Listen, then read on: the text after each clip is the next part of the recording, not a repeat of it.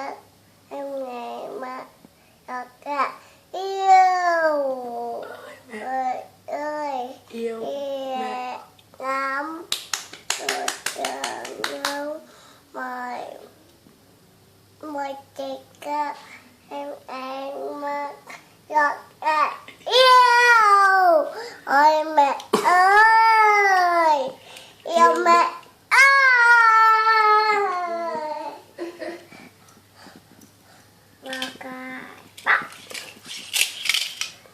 Đếm lên từ 1 đến 20 đây. Biết không? Đếm lên 1 20 này. Rồi, em đếm này. Giỏi ghê.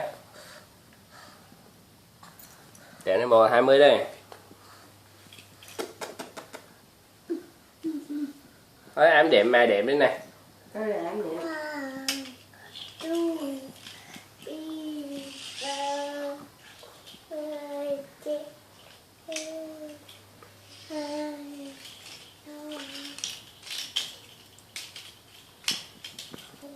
Ba, bốn, năm, sáu, bảy, tám, chín, 11 23, 25, 6, 27, 28, 9, 20. con cò bé bé.